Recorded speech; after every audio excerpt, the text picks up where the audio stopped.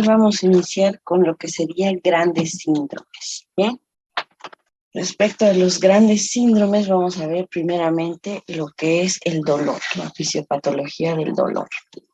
Primeramente, vamos a ver que la International Association for the Study of Pain define el dolor como una experiencia sensitiva y emocional molesta, relacionada con daño real o potencial hacia los tejidos.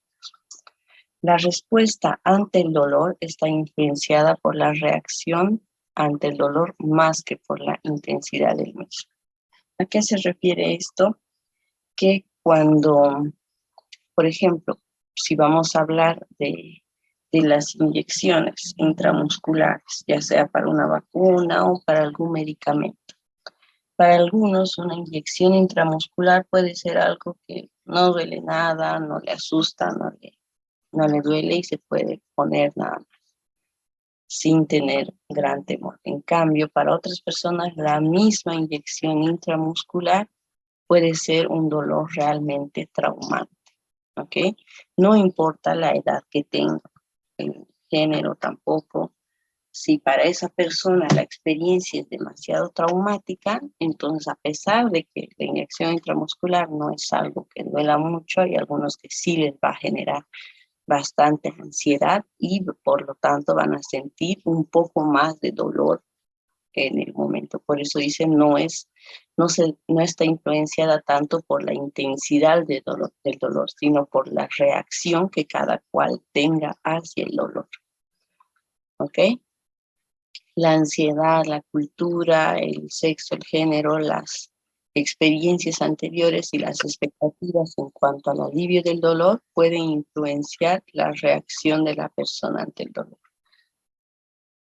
Además, digamos, otro ejemplo, que si algunas personas, por ejemplo, si una cesárea, digamos, la paciente, la primera cesárea que ha tenido, ha experimentado demasiado dolor, ansiedad y molestias, entonces para ella relacionar la cirugía de la cesárea va a ser demasiado traumática, muy dolorosa, una experiencia que no va a querer volver a pasar. En cambio, si ha sido una paciente que la han atendido muy bien, le han puesto la suficiente cantidad de analgésicos, le han colaborado, qué sé yo, en levantarse para ir al baño, en todas esas actividades, entonces va a ser como una experiencia cualquiera. No la va a experimentar como una experiencia traumática y de dolor.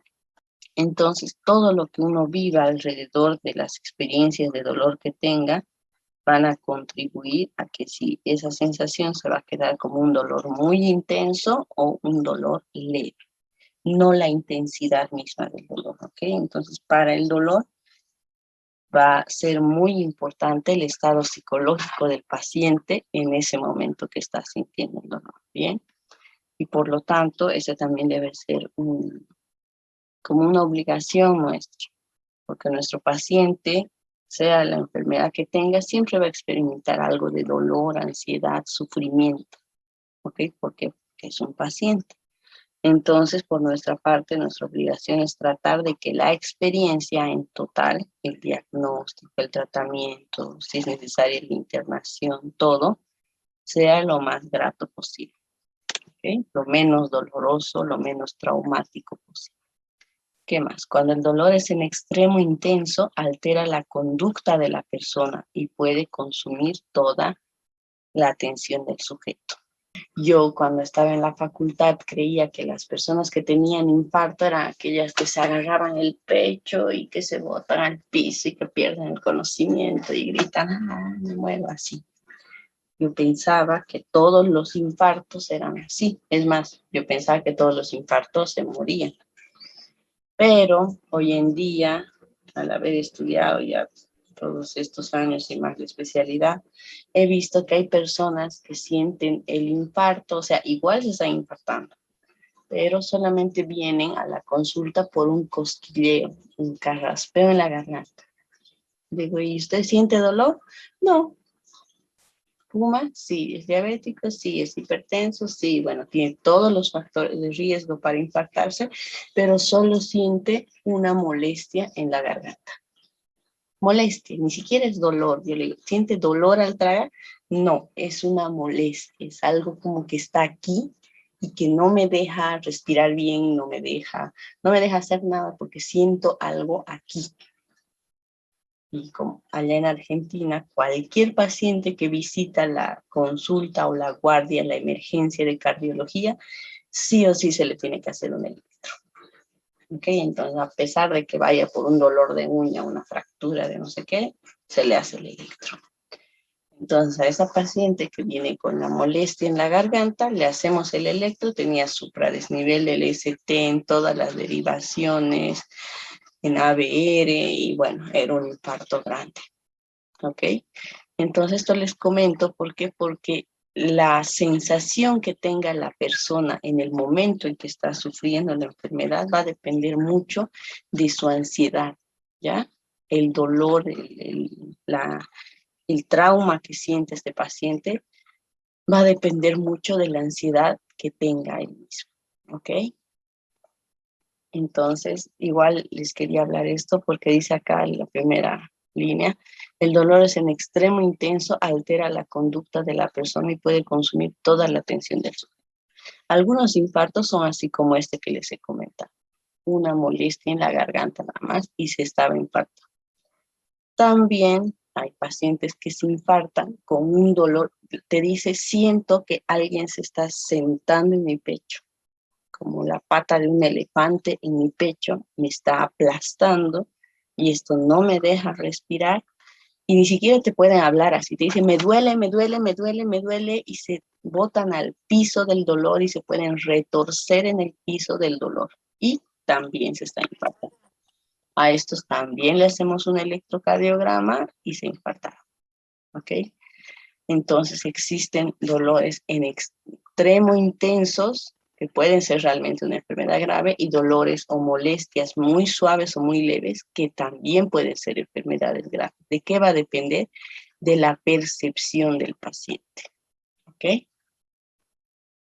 ¿Qué más? El dolor es el síntoma más frecuente por el cual se busca atención médica. Si, por ejemplo, hablamos de los pacientes que tienen cáncer, ¿el cáncer duele o no duele?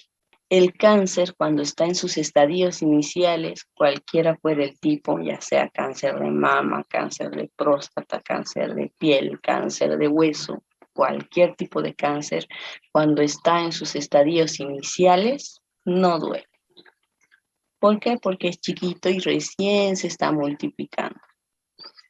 Como les digo, por ejemplo, si hablamos de un cáncer de mama, estalla el cáncer de mama, son nódulos chiquititos de 5 milímetros, 7 milímetros, que se van multiplicando. En 6 meses esos 5 milímetros van a ser 1 centímetro y medio.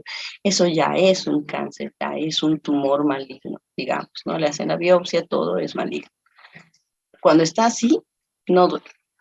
Pero cuando este mismo cáncer, que como no duele, no ha sido tratado, entonces hay muchas pacientes, sobre todo aquí en Bolivia van a ver eso. En Brasil y en Argentina no van a ver tanto. ¿Por qué? Porque allá existe mucho más de lo que es la prevención. ¿Ok? Aquí en Bolivia al menos, si no duele, no van al médico. Así, ya sea una bola de 4 centímetros que esté en la mama, no van al médico. Uno es por la cultura y otro por la falta de recursos económicos, ¿no? Entonces, esta misma paciente que va a tener un tumor de 4 centímetros en la mama, que eso es imposible de no darse cuenta, digamos, no va a ir al médico. ¿Por qué? Porque no le duele. Este mismo tumor, con el pasar de los años, va a comenzar a hacerse más grande y además de que se hace más grande, es como que se le hace una boca, ¿ok? Se le hace así como para supurar, como para tener pus. Entonces se hace una herida abierta, comienza a sangrar y ahí es donde comienza a doler. Entonces ahí es donde acude al médico, cuando ya realmente duele. Y a veces cuando el dolor aparece es generalmente tarde, ¿no es cierto? Sobre todo en los cánceres. Entonces, en todos los tipos de cáncer. Por eso es que sí, Uno, por ejemplo, las mujeres sí o sí se deben hacer su Papá Nicolau después de que han iniciado la vida sexual activa. ¿Por qué? Porque los estadios iniciales de los cánceres de útero igual no duelen. Es más, uno no siente nada, se siente totalmente normal y perfecta. Y de los varones lo mismo, la próstata, después de los 45, 50 años. ¿Ok? Entonces esas enfermedades son enfermedades que inicialmente no duelen, pero cuando están en estadios más tardíos, ahí comienza a doler y es cuando ya está complicado el asunto. Muy bien, entonces lo que les decía es que el dolor es el síntoma más frecuente por el cual se busca atención médica. Siempre les van a buscar a ustedes por dolor. Hagan la especialidad que hagan, no importa lo que se dedique. Dolor de una fractura, dolor de un golpe, dolor de artritis, dolor de pecho, dolor por un cáncer, dolor por una apendicitis, una colecistitis, ¿bien? Entonces, por eso es que vamos a llevar un poquito de la fisiopatología del dolor, ¿bien? ¿Qué más? El dolor agudo a menudo es el resultado de lesiones o operaciones. Dolor agudo va a ser aquel dolor, como les decía en la anterior clase, cuando hablamos de agudo estamos hablando del tiempo y no tanto de la intensidad. Entonces, el dolor agudo a menudo es el resultado de las lesiones y operaciones. En el caso de un golpe, una fractura, un esguince, una cirugía, qué sé yo, de rinoplastia, una colecistectomía. Esos son los dolores agudos que van a iniciar, duran un corto periodo de tiempo y luego terminan y pasan. En cambio, un ejemplo de dolor crónico puede ser la artritis reumatoidea. Esa enfermedad que no tiene cura y va deteriorando las articulaciones. El paciente primero va a comenzar a sentir una vez a la semana dolor en las manos, luego ese dolor se va a hacer 2 veces a la semana, 3 veces a la semana y luego todos los días y ese dolor va a persistir durante años a tal punto que el paciente va a tener que tomar un analgésico, 2 analgésicos, 3 analgésicos por día y va a tener el dolor a pesar de que tome analgésicos durante años. ¿Ok? Entonces es muy diferente el dolor agudo del dolor crónico. Puede ser un síntoma de presentación de algunas infecciones también. ¿Ok? Por eso, como se darán cuenta, el dolor va a ser un síntoma que va a estar asociado a todo tipo de enfermedades.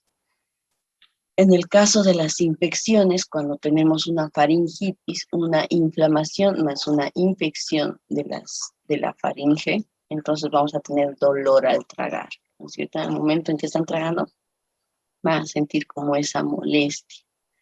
En el caso de la apendicitis, en el caso de la otitis media, y esa es su forma de decir de nuestro cuerpo que algo está mal. Cuando algo duele es porque algo está mal y tiene que ser corregido, ¿ok? Luego allá abajo les puse el dolor crónico puede ser síntoma de variedad de problemas de salud, por ejemplo, artritis, como les decía, lesión dorsal, cáncer. El cáncer duele, pero como les digo, no en los estadios iniciales, sino cuando ya está en estadios avanzados. El dolor puede tener un origen nociceptivo o neuropático. Y aquí vamos a ver cómo son los dolores nociceptivos y dolores neuropáticos.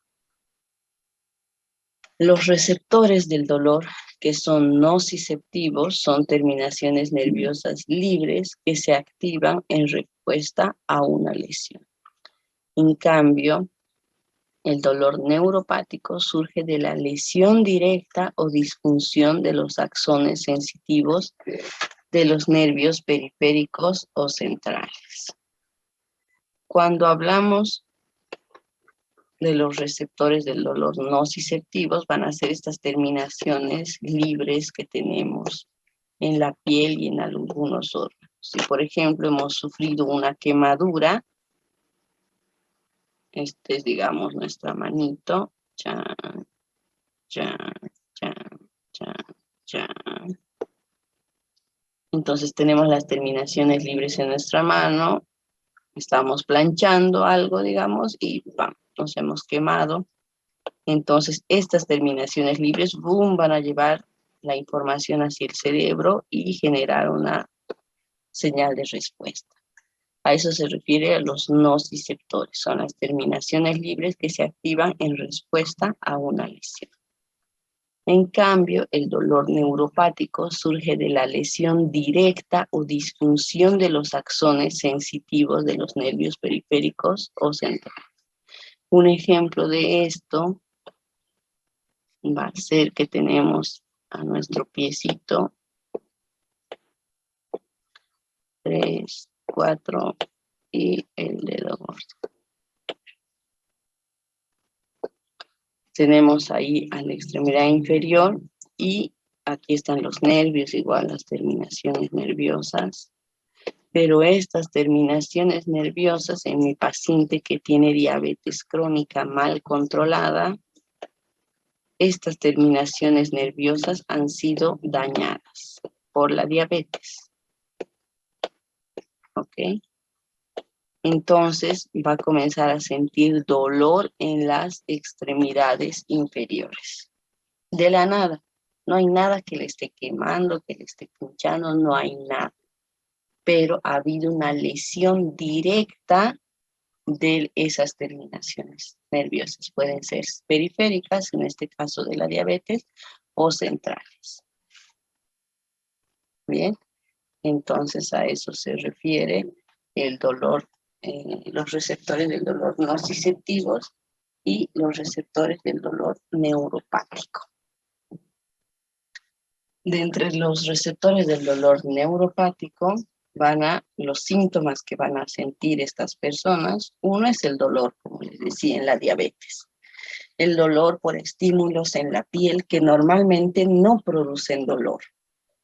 Por ejemplo, a este paciente que tiene diabetes, tú le vas a poner su media, que ponerse media a nadie debería dolerle, ¿no es cierto? Colocarse los calcetines. Se va a colocar los calcetines y eso le va a producir dolor. A eso se refiere la alodinia, que es una sensación que normalmente no produce dolor, a mi paciente le va a producir dolor, la alodinia. Eso ocurre en el caso del dolor neuropático, ¿ok? Otro síntoma que tiene el dolor neuropático es la sensibilidad extrema al dolor, o sea, la hiperalgesia.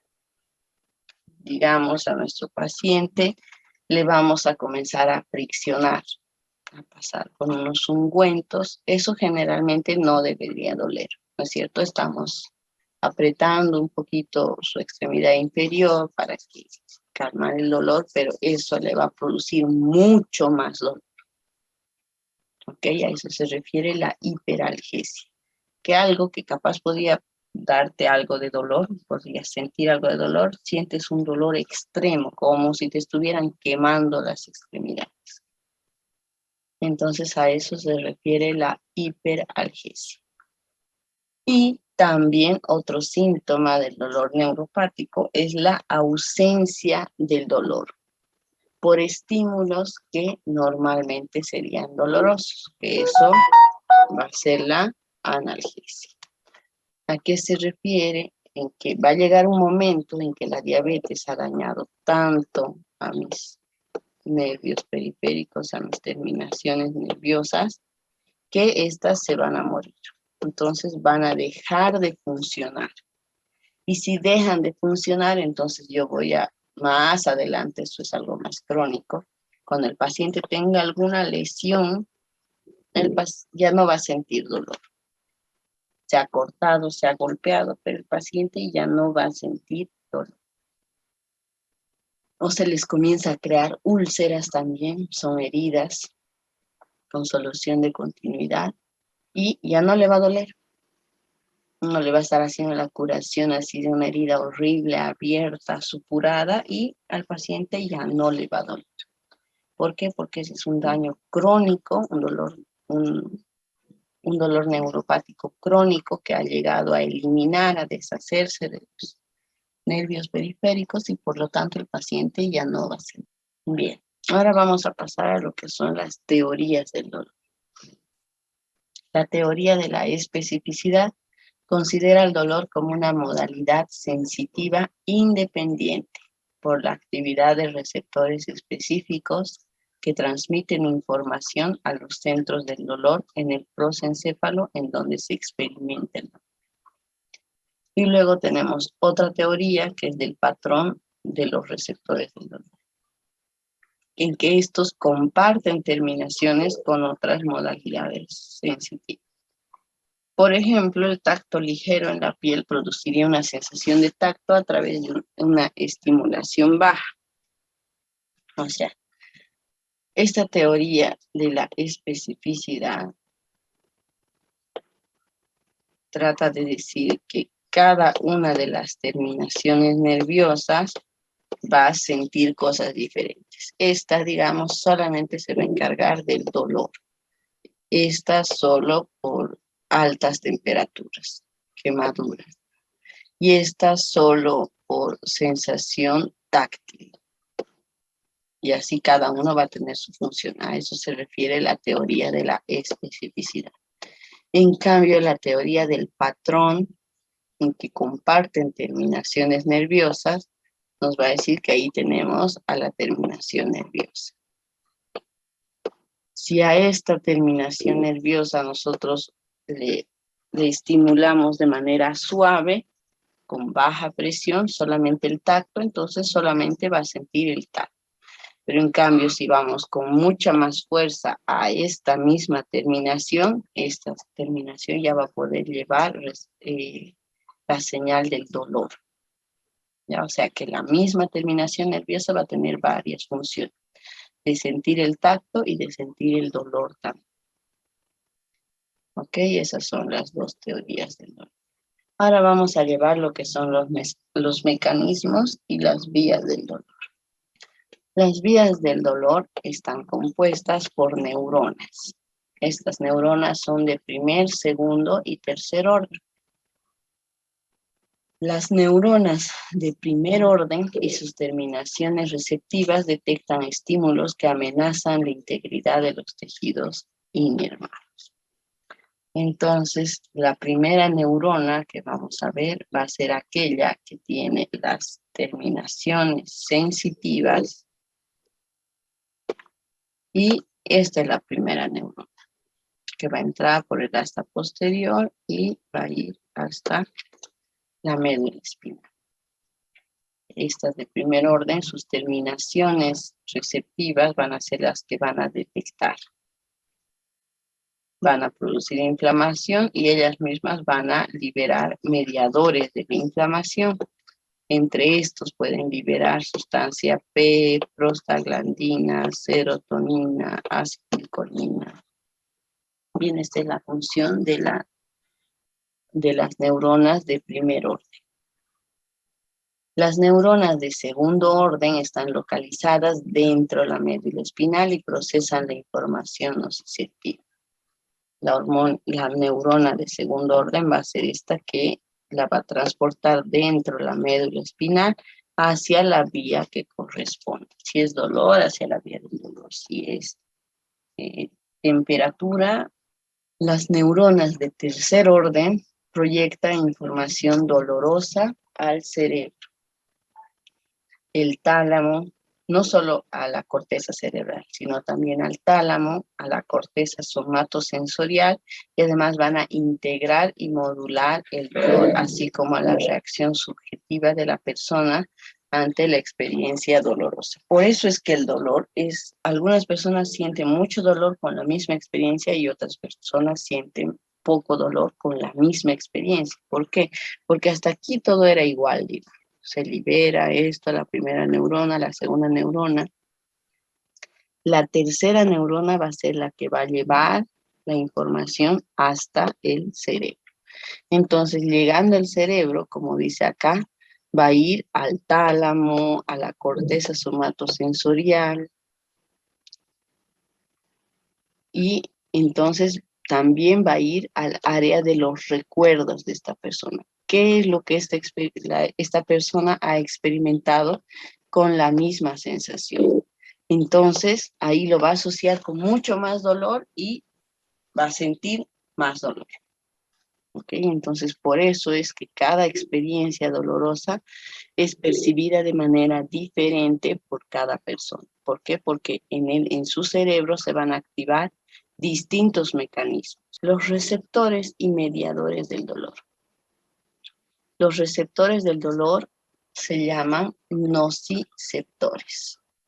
Los nociceptores van a ser los receptores sensitivos que se van a activar por estímulos nocivos hacia los tejidos periféricos. O sea, los nociceptores que tienen nuestro cuerpo se van a activar cuando nosotros tengamos alguna lesión, ya sea un golpe, una quemadura, un pinchazo, cualquier sensación que nos produzca dolor van a activar a lo que son los nociceptores. Estas terminaciones receptivas que están ampliamente distribuidas, ¿dónde están distribuidas? Están distribuidas en la piel, también están distribuidas en la pulpa dental, en el periósteo, en las meninges, por eso es que sentimos dolor de cabeza, y en algunos órganos internos. Cuando hablamos de algunos órganos internos, por ejemplo, la vesícula sí es un órgano que tiene esos nociceptores. Entonces, en el momento en que se inflama la vesícula, nos va a doler. Bien. En cambio, a ver si hablamos del hígado, todas las estructuras que están dentro del hígado, los hepatocitos, no tienen receptores del dolor. Entonces, ¿cómo el hígado cómo podemos sentir que nos duele el hígado? Quienes tienen nociceptores en el hígado es la cápsula de Gleason, ¿ok? Entonces, todo aquello que dañe o inflame la cápsula de Gleason nos va a hacer sentir, vamos a tener la sensación de dolor en el hígado. Entonces, como dice, hay órganos que sí tienen receptores sensitivos y hay órganos que no. Todos estos receptores nos sirven para poder sentir que algo está dañando nuestro cuerpo, ya sea nuestro hueso por un cáncer de hueso, las meninges por un golpe en la cabeza o algunos órganos internos. Les decía que órganos como la vesícula, por ejemplo, están muy relacionados con las membranas y cuando estas membranas se inflaman, entonces uno comienza a sentir dolor. ¿Ok? En cambio, si hablamos del hígado, de los hepatocitos mismos, estos no tienen estas terminaciones nociceptivas. Entonces, ¿cómo es que podemos sentir dolor a nivel hepático? Por medio de la cápsula de Gleason. La cápsula de Gleason, que es la cápsula que va a envolver al hígado, ella es la que siente los dolores. Entonces, cada vez que la cápsula de Gleason experimente dolor, esa va a ser la que va a transportar el dolor hacia el hígado. Bien, a eso me referí. Entonces, hay órganos que sí tienen receptores sensitivos y hay otros que no. Y este dolor se va a transmitir por la neurona del ganglio de la raíz dorsal hacia el asta posterior de la médula espinal, como les había mostrado más anteriormente. Ahora vamos a ver los receptores y mediadores del dolor. Los potenciales de acción nociceptivos, o sea, esos potenciales, ¿no es cierto? Cuando se activa una célula del nociceptor, lo que va a llevar es electricidad, un potencial eléctrico.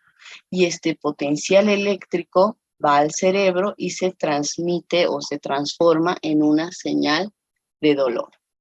Bien, entonces estos potenciales eléctricos, estos potenciales de acción de los receptores del dolor van a ser transmitidos por medio de dos tipos de fibras, o sea, por dos tipos de neuronas. Estas neuronas van a ser primero las fibras mielínicas, que se llaman las fibras de tipo A, y las fibras de tipo C, que van a ser amielínicas. siempre las fibras que estén envueltas por la mielina van a ser mucho más rápidas que las fibras amielínicas.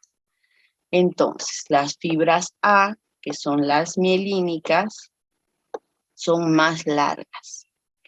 Pero el hecho de que sean más largas no significa que lleven la información de manera más prolongada, sino que tienen velocidades de conducción mayor. ¿Por qué tienen esa velocidad de conducción mayor? Porque están mielinizadas, ¿no es cierto? Estas fibras de tipo A van a transmitir el dolor a una velocidad de 6 metros por segundo hasta 30 metros por segundo. O sea, en menos de medio segundo la información va a viajar al cerebro y va a retornar. Cuando usa el tipo de fibras mielínicas de tipo A. Bien. En cambio, las fibras de tipo C, como son amielínicas, estas son más pequeñas, más cortas, de todas las fibras de los nervios periféricos. Y transmiten el impulso a una velocidad de 0,5 metros por segundo a 2 metros por segundo. ¿Ok? Entonces, como se darán cuenta, las fibras A realmente ellas son las más rápidas. Esto va a depender de qué tipo de dolor estén transmitiendo. Seguimos con los receptores y mediadores del dolor. El dolor que está conducido por las fibras de tipo A tradicionalmente se llama dolor rápido. ¿Por qué? Porque viaja muy rápido. Y por lo general se desencadena por estímulos mecánicos o térmicos. Mecánicos se refiere golpes, contusiones, ¿bien? O térmicos, quemaduras, ya sea por la plancha, por fuego, una vela, una superficie caliente. Esos dos tipos de sensaciones viajan por las fibras A. En cambio, el dolor que viaja por las fibras C a menudo se describe como dolor de onda lenta y obviamente dura más tiempo. Se desencadena por estímulos químicos o por estímulos mecánicos o térmicos persistentes. Si hablamos de estímulos químicos, va a ser que, a ver, por ejemplo, consumamos alguna sustancia que nos ha hecho daño, alguna toxina en algún alimento, en alguna bebida, qué sé yo. Consumimos, entonces el dolor que nos va a producir al estómago va a ser de onda lenta. Constante, duele, duele, duele, o sea, es un dolor, capaz no sea tan intenso, pero va a ser constante, prolongado. Bien, por eso se llama un dolor de onda lenta. Los potenciales posexcitatorios lentos generados por las fibras C son responsables de la sensibilización central para el dolor crónico. El dolor que sienten los pacientes que tienen artritis reumatoidea también está guiado por fibra C. Por eso es un dolor crónico, recurrente, que casi nunca se va y siempre está ahí presente. Seguimos. Estimulación de los nociceptores. Algunos receptores responden a un solo tipo de estímulo. Como les decía, hay receptores que solo pueden responder a estímulos mecánicos, receptores que solo responden a señales térmicas y otros llamados receptores polimodales que pueden responder a los 3 tipos de estímulo dependiendo cuál le está activando, mecánicos, térmicos y químicos. Los extremos de calor y frío pueden estimular a los nociceptores. O sea, si a algún momento sentimos o estamos expuestos a demasiada temperatura, puede expresarse o podemos sentirlo como dolor. Los estímulos químicos surgen de varias fuentes, isquemia e inflamación. Este es el tipo de dolor que sentimos, o bueno, que sienten los pacientes cuando sufren un infarto al corazón. Cuando se están infartando, no sienten, o sea, el corazón mismo no es capaz de sentir ese dolor porque le estén pinchando, no, sino que el corazón comienza a expresar esta sensación de dolor porque por la isquemia profunda por la que está atravesando. ¿ok? Entonces, cuando el cuerpo, cuando el corazón experimenta mucha isquemia, ahí es donde podemos sentir el dolor de pecho que está derivado del infarto de miocardio. Por eso es que cada vez que viene un paciente con dolor de pecho, lo primero que debemos descartar es isquemia miocárdica. Si descartamos la isquemia miocárdica, podemos pensar que, señor, usted se ha golpeado su pecho, no sé, estaba realizando alguna actividad y se ha golpeado, o boxea y alguien le ha golpeado, un dolor, o ha dormido mal, ha dormido chueco y por eso las costillas, los músculos están inflamados y duele el pecho, las osteocondritis. Bien, entonces hay muchos orígenes del dolor de pecho. Y en ese caso del corazón mismo es por isquemia e inflamación. Una amplia variedad de mediadores químicos se libera de los tejidos lesionados. Cuando algún órgano está sufriendo isquemia o inflamación, este órgano va a comenzar a secretar prostaglandinas, leucotrienos, histamina, bradicinina, acetilcolina, serotonina. Entonces, todo esto va a llevar a que el tejido se inflame y por lo tanto duela. Los mediadores en la médula espinal. En la médula espinal, la transmisión de los impulsos entre las neuronas nociceptivas y las neuronas del asta posterior es mediada por neurotransmisores químicos liberados de las terminaciones nerviosas. ¿Recuerdan que les he mostrado más antes una imagen de la primera neurona, segunda neurona y tercera neurona? A eso se refiere. Para que la primera neurona se pueda comunicar con la segunda neurona, tiene que pasarle unas señales químicas. Estas señales químicas son denominados neurotransmisores. Bien. Entre estos neurotransmisores vamos a tener aminoácidos, como el glutamato. Otros neurotransmisores son derivados de los aminoácidos, por ejemplo, la epinefrina. Bien. Y otros neurotransmisores son péptidos de bajo peso molecular compuestos de 2 a más aminoácidos. Son básicamente aminoácidos que van a llevar la información de una neurona a otra.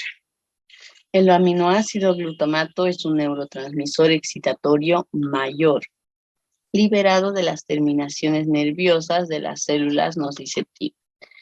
Entonces, estas células nociceptivas, gran cantidad de ellas van a liberar glutamato para comunicarse entre ellas.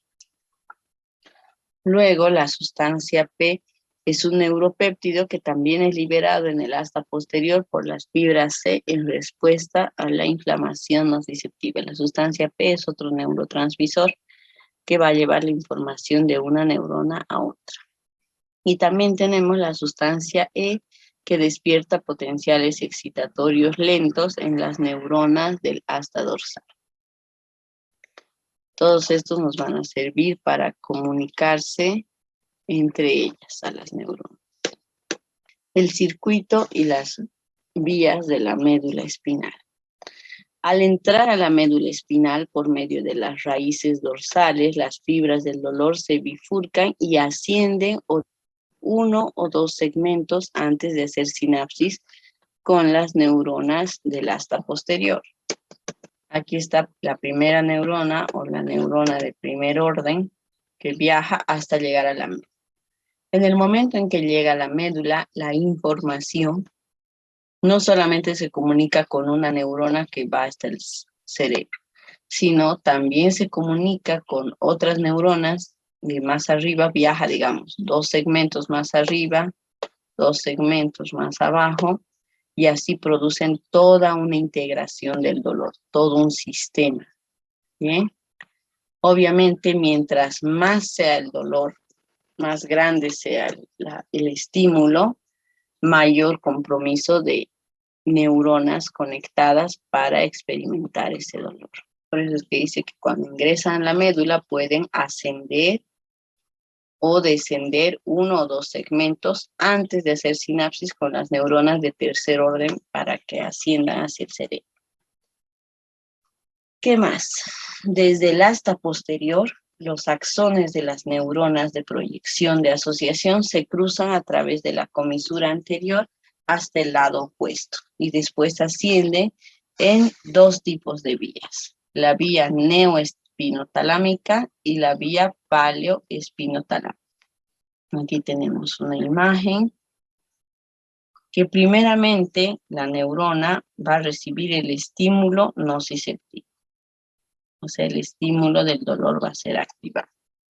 Esta puede viajar por fibras de tipo C, que son lentas, y fibras de tipo A, que son rápidas porque son mielinizadas. Cualquiera sea el tipo de fibra que haya sido activada, va a ir al ganglio de la raíz dorsal. Y después de ir al ganglio de la raíz dorsal, se van a activar los circuitos de modulación de la médula espinal del asta dorsal. Y como les decía, puede viajar por 2 caminos. Uno por el tracto paleoespinotalámico o si no por el tracto neoespinotalámico.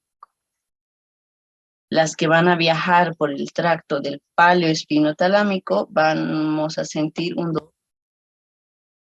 Y las que van a viajar por el tracto neoespinotalámico, lo que vamos a sentir es un dolor agudo e intenso. Primeramente vamos a ver las que viajan por el paleo. Cuando viajan por el paleo, lo que ocurre es un aumento de la alerta. Se activa el sistema de activación reticular del tronco cerebral y eso va a mandar una señal hacia el tálamo y del tálamo va a ir a la corteza somatoestética primaria, o sea, como les había dicho más anteriormente, hay toda una conexión aquí arriba.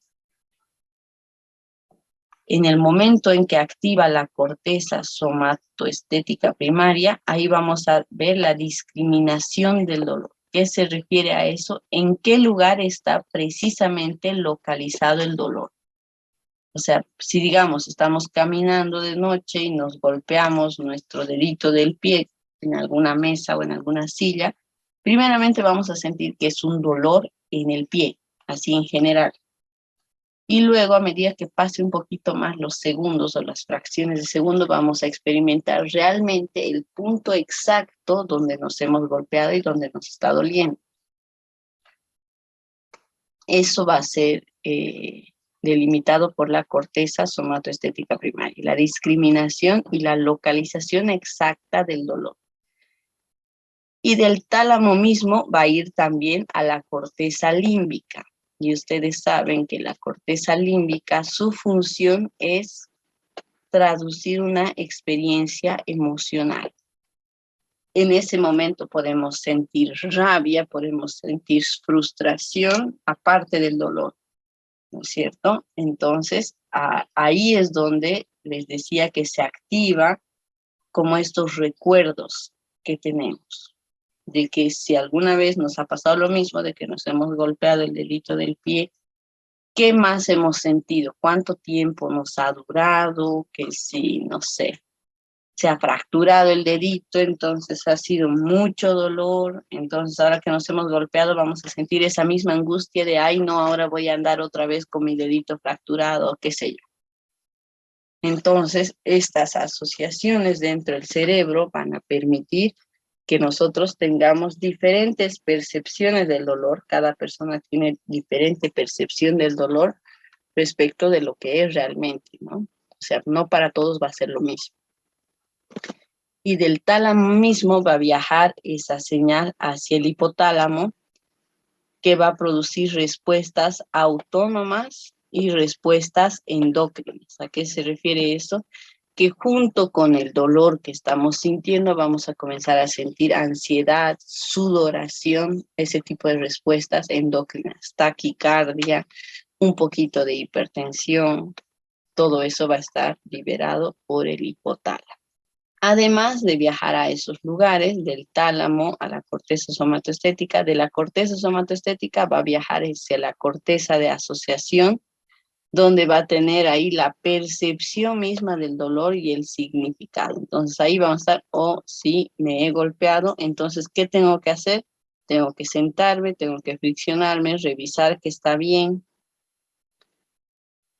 Y de ahí va a viajar hacia los centros corticales, que ahí vamos a tener la cognición del dolor, la ansiedad, el insomnio, que obviamente si nos hemos golpeado no vamos a poder dormir normal hasta que se calme un poquito todo este dolor que hemos sentido, ¿no es cierto? Entonces, como estarán viendo, a partir del tálamo viaja hacia muchos lugares y por eso es que cada persona tiene una percepción diferente del dolor. Todo ese es el camino de ida, digamos. Ahora el camino de vuelta para la respuesta va a ser la sustancia gris periacueductal del mesencéfalo. La sustancia gris periacueductal del mesencéfalo va a ser el centro analgésico endógeno. Bien, ese va a ser el que como que va a comenzar a aminorar el dolor. Decir, ok, ya hemos sentido, ya hemos llorado, ya hemos pensado en lo que va a pasar de aquí en adelante, si nos hemos fracturado el dedito. Entonces va como que disminuir el dolor, disminuir la ansiedad, bien, de manera natural, ¿no? Y luego va a activar a las neuronas noradrenérgicas del puente y esta va a ir a activar el núcleo magno del rafe medular. Y todos estos como que van a aminorar el dolor, al menos van a intentar, ¿no? Si el dolor es demasiado intenso, no lo va a lograr. Y estos nuevamente van a los circuitos de modulación de la médula espinal y del asta dorsal y de esa manera tenemos la respuesta. Circuito y vías de la médula espinal. Las fibras en el tracto neoespinotalámico se asocian con la transmisión del dolor agudo o rápido. Bien, el neoespinotalámico va a transportar el dolor agudo o rápido hacia el tálamo, en donde van a hacer sinapsis y la vía va a continuar hacia el área somatosensorial parietal contralateral para dar la ubicación precisa del dolor, que es lo que ya hemos visto, ¿no? Y el área paleoespinotalámica es un tracto multisináptico de conducción lenta. Entonces, cuando el dolor sea un dolor sordo, una sensación difusa, va a ir por el tracto paleoespinotalámico.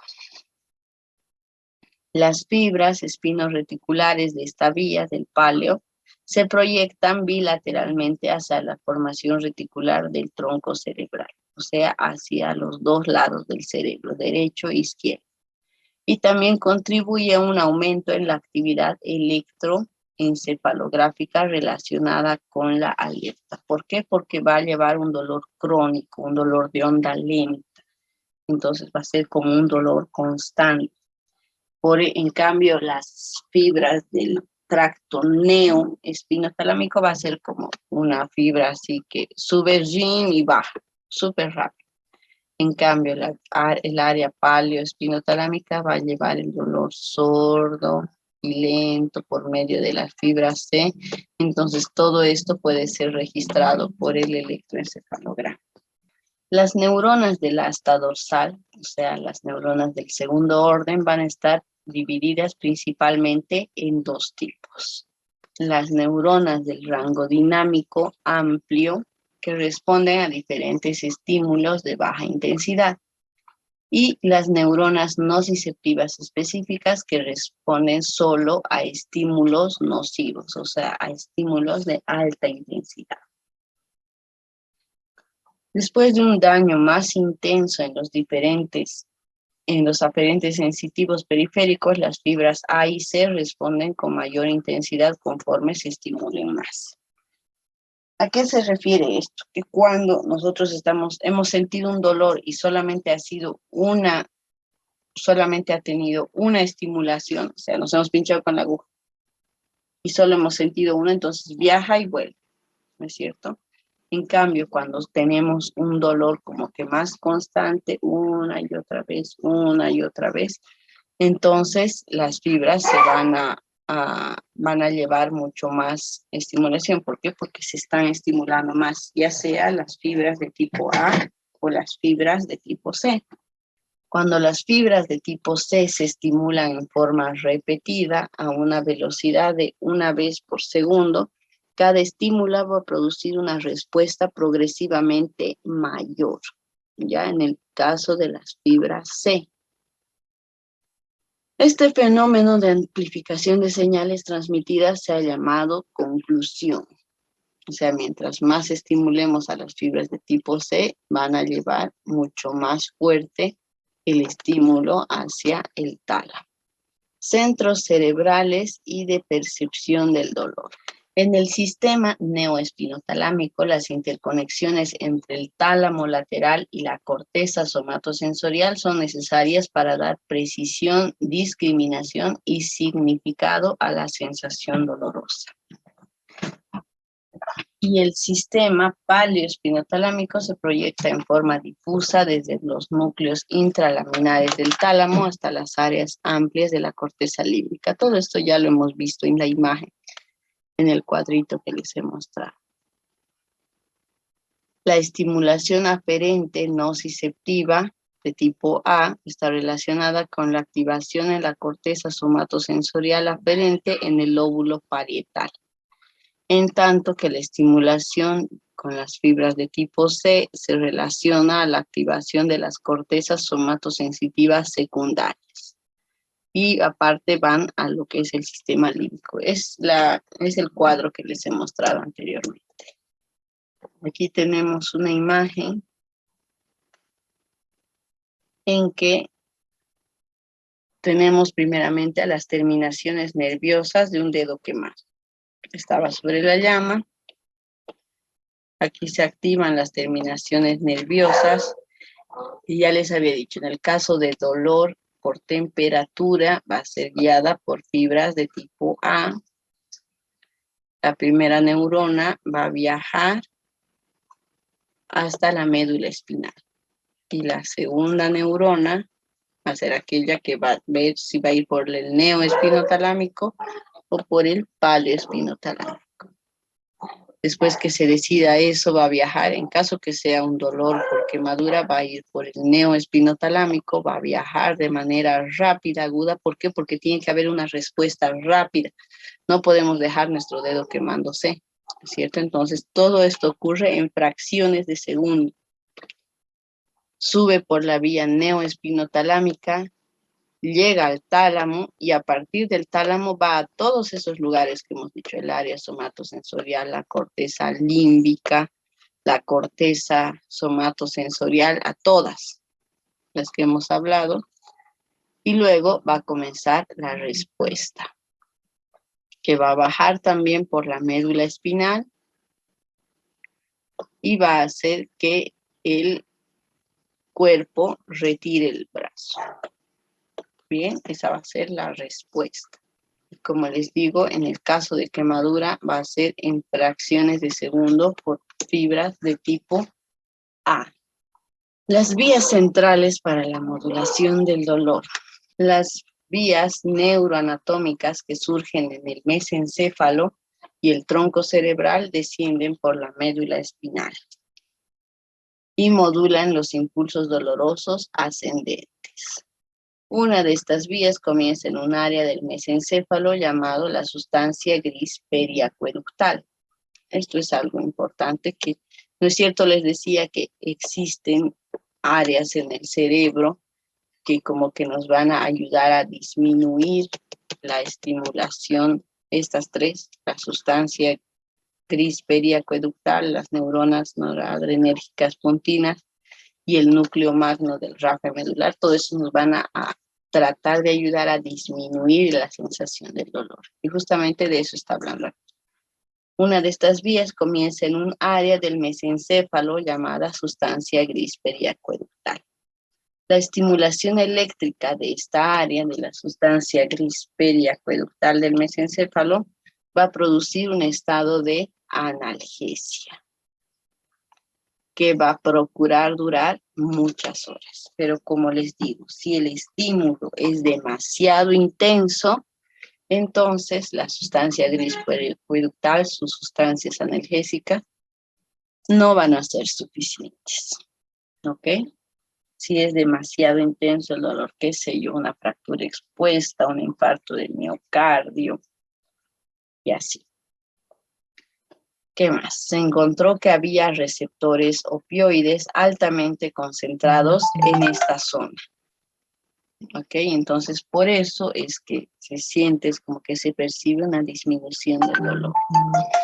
Y otras regiones, se encontró que había receptores opioides en estas regiones y en otras regiones también del sistema nervioso central, en donde la estimulación eléctrica provocó analgesia. ¿Cuáles son estos lugares? Son estos tres que les había dicho. Cada vez que se activa de una manera eléctrica la sustancia gris periacueductal, las neuronas noradrenérgicas pontinas y el núcleo magno del rafe medular, se produce analgesia. Bien, entonces de esa manera nuestro cuerpo como que trata de regular y no dejarnos con el dolorcito. El área de la sustancia gris periacueductal recibe impulsos de áreas amplias del sistema nervioso central, incluida la corteza cerebral, el hipotálamo, la formación reticular del tronco cerebral y la médula espinal misma por medio de los tractos paleoespinotalámico y neoespinotalámico, que es básicamente esta imagen de aquí. Les había dicho que todo esto que va de ida, de alguna forma, toda aquella señal de dolor que llega hacia nuestro cerebro va a terminar en la sustancia gris periacueductal, como para tratar de disminuir esa sensación de dolor.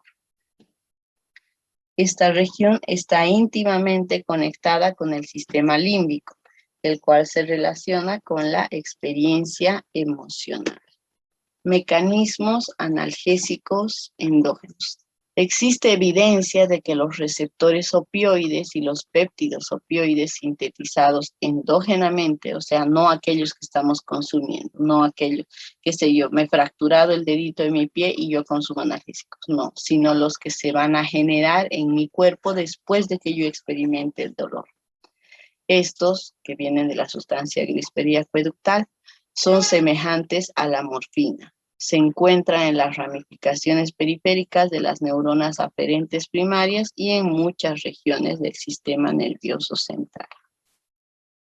Se han identificado 3 familias de péptidos opioides endógenos. ¿Cuáles son estos péptidos opioides endógenos? O sea, aquellos analgésicos naturales que se secretan en nuestro cuerpo.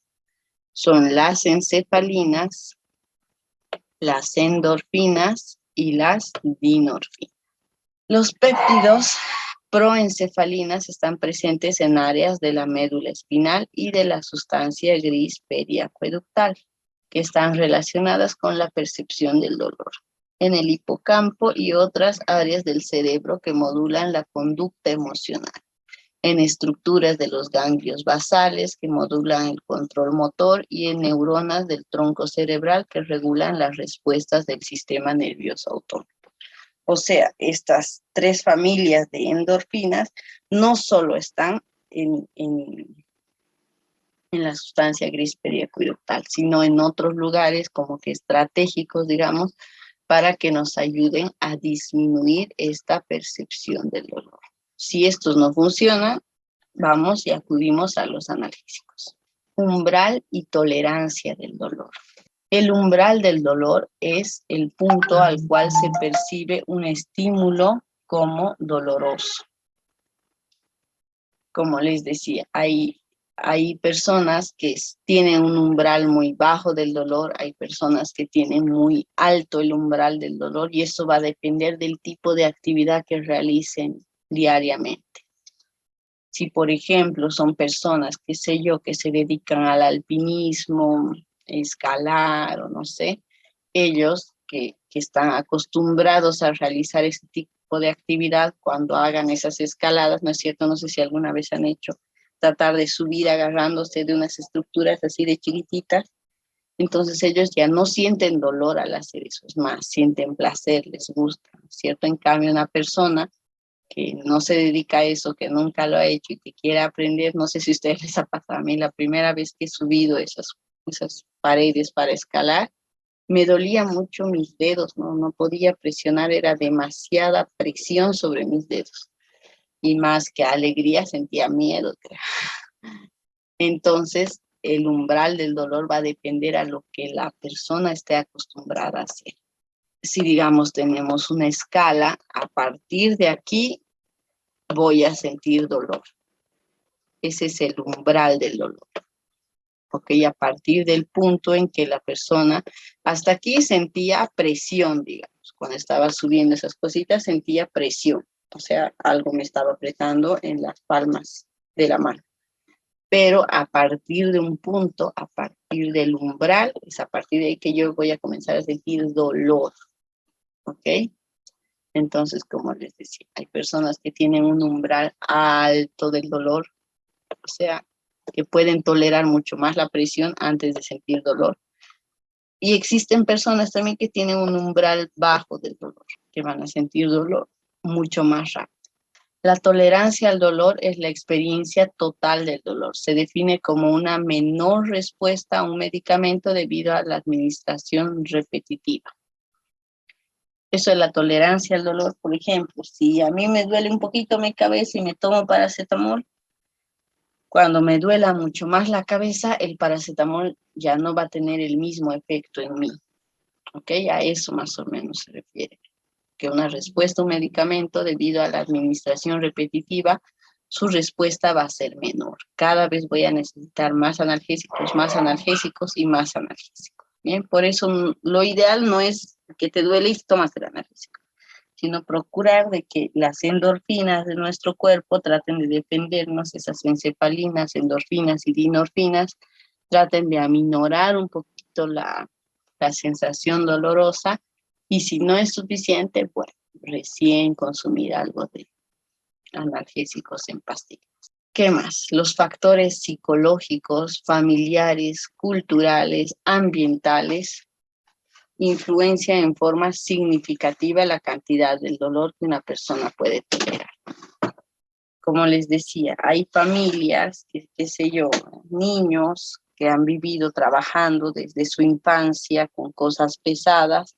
No, aquí en Bolivia seguramente han de ver niños que trabajan hasta de albañiles, cargando, qué sé yo, carretillas, palas. Entonces, ese ambiente en el cual, esa cultura en el cual ellos se han criado, eso no es para sentir dolor. Entonces ellos lo hacen una y otra vez, entonces el cuerpo mismo se acostumbra a tener ese nivel de exigencia, digamos. En cambio, si a una persona que nunca en su vida ha hecho ni visto eso, lo mandas a hacer lo mismo, el mismo trabajo, va a sentir mucho más dolor, va a sentir angustia, capaz hasta vergüenza, no sé.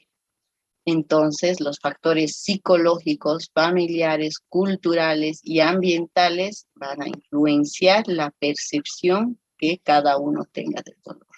Entonces, les decía que tenemos dos tipos de dolor. Uno que es el dolor agudo y otro es el dolor crónico.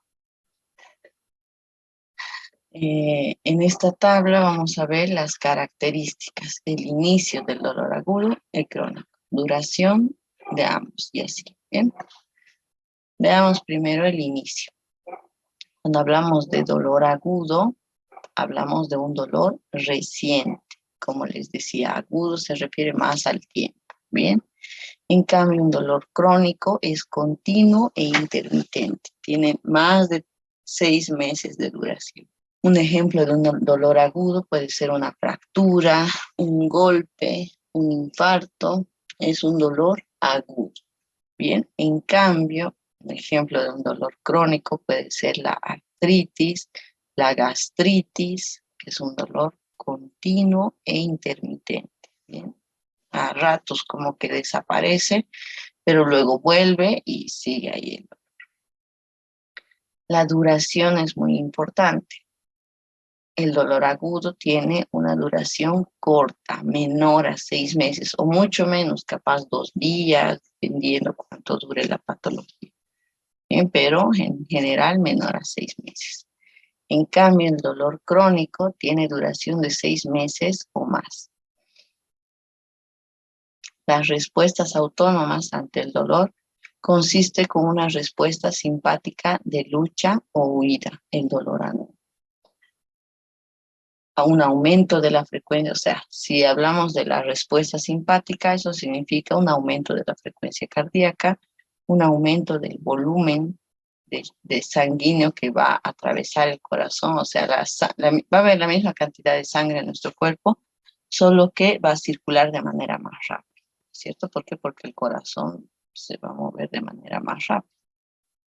Esto va a conllevar también a un aumento de la presión arterial, a una dilatación pupilar, al aumento de la tensión muscular, porque todo esto son reacciones de huida, ¿no es cierto? Entonces los músculos van a sufrir una contracción, además de disminución de la motilidad intestinal y disminución del flujo salival, boca seca.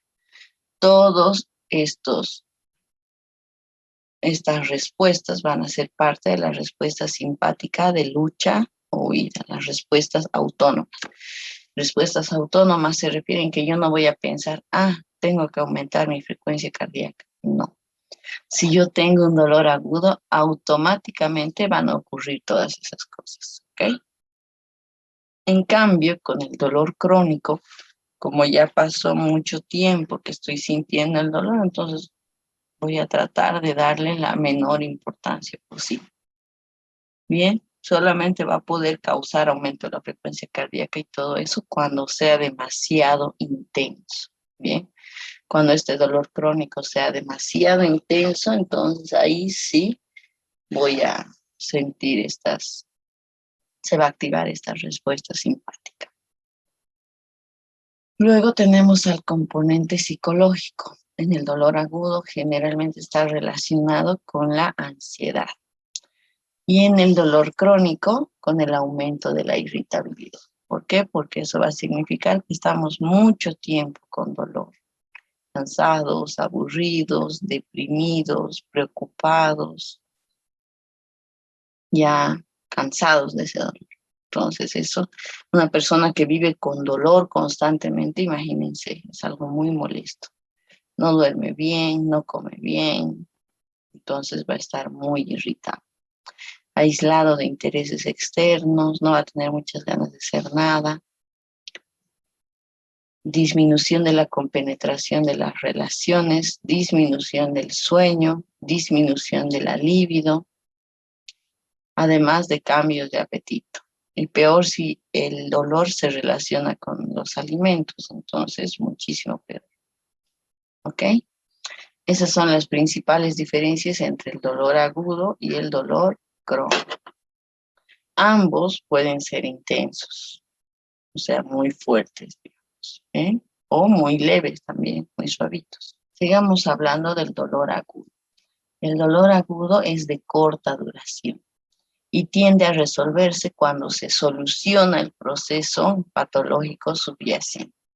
¿Qué sé yo? Un abdomen agudo. Tiene colecistitis litiásica, entonces duele el abdomen, en realidad la vesícula, digamos así, un montón, ¿no? Al 10 siente sudoración, palpitaciones, taquicardia, se sube la presión, todo ocurre al mismo tiempo. Entra quirófano, le ponen la anestesia, sacan la vesícula, sale de quirófano, se pasa de la anestesia y luego queda el dolor de la herida. Y se terminó. En el momento en que se soluciona el proceso patológico subyacente, el dolor agudo debería desaparecer. El propósito del dolor agudo es servir como sistema de alarma para nuestro cuerpo, para avisarnos que algo está mal y debe ser solucionado inmediatamente.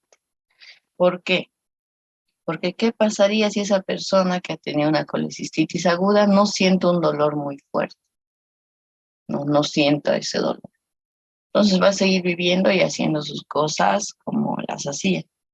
Esa vesícula se puede llegar a inflamar, incluso a reventar, y eso puede llegar a una peritonitis, y la peritonitis complicarse con la muerte. ¿No es cierto? Entonces el dolor agudo, su objetivo es servirnos como sistema de alarma. Lo mismo un infarto. Si el paciente está tranquilo haciendo su vida, qué sé yo, ha renegado, ha tenido algo que, o simplemente ha caminado, hay algunos que caminando nada más, les da un infarto. Entonces estas personas van caminando y ¡pam!, se tapa la arteria. Entonces siente un dolor, sudoración, taquicardia, hasta pérdida de conocimiento pueden sentir por el dolor. Luego entran a la sala de hemodinamia, se le coloca un stent, aspirina, clopidogrel, rosuvastatina, todo lo que corresponde a un infarto. Y después de que, bueno, si es que el infarto se soluciona, pasa el dolor. ¿Bien? Entonces, como se darán cuenta, el dolor agudo es de corta duración y nos sirve como un sistema de alarma para avisarnos que algo está funcionando mal en el cuerpo y debemos solucionarlo. El dolor agudo alerta a la persona ante la existencia de daño tisular real o inminente y provoca la búsqueda de atención médica. La ubicación del dolor, la irradiación, la intensidad y la duración, así como los factores que lo agravan o lo alivian, aportan pistas diagnósticas esenciales para saber si, digamos, estábamos hablando de la colecistitis, ¿no es cierto? De la colecistitis litiásica. La característica del dolor de la colecistitis litiásica es diferente que la del ovario, ¿ya? Se encuentra en el abdomen, pero la ubicación es diferente. Se encuentra en el hipocondrio derecho, ¿no es cierto? De la colecistitis. La irradiación va a ser hacia dónde se va a irradiar, hacia dónde va a sentir el dolor. Cuando hablamos de la irradiación, en la colecistitis se puede irradiar a todo el abdomen en realidad. Bien. Si hablamos de la intensidad, generalmente es muy intenso. Bien, tanto que el paciente no va a poder ir a trabajar. Si tiene una cita, no va a poder ir a su cita. Si tenía que ir a una fiesta, qué sé yo, no va a poder ir a una fiesta. Entonces es condicionante el dolor de la colecistitis. Tiene una intensidad muy fuerte. La duración de esta patología va a corresponder a cuando solucione el proceso. Bien, va a seguir con la molestia hasta que se logre solucionar. Incluso cuando está internado esperando su cirugía, se le tiene que colocar analgésicos, bien, para que el paciente esté un poco más tranquilo. Los factores que lo agravan van a poder ser las comidas altas en aceites, las frituras, todos estos factores lo pueden agravar al dolor. Factores que lo alivian, no comer. Todas estas cosas nos van a aportar pistas diagnósticas como para saber de dónde viene el dolor. Y así cada enfermedad va a tener sus características del dolor. Obviamente eso no es una ley. No es que todas las personas que tengan colecistitis aguda lo van a sentir así. Hay algunos que lo sienten de manera mucho más leve, hay otros que tienen irradiación hacia la espalda y así. Bien, dependiendo también la variabilidad anatómica de la vesícula, que si es muy grande, que si es muy chiquita, que si es muy alargada, que si va a afectar al páncreas. Y lo mismo con las otras patologías. Bien, nada En medicina se van a dar cuenta que no existe así una ley, algo que, bueno, existen varias leyes en medicina, pero siempre existe lo que es la variabilidad entre pacientes.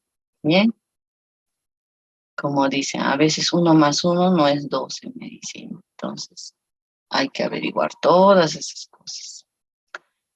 El dolor agudo, tratado inadecuadamente, tiende a disminuir la movilidad y los movimientos respiratorios.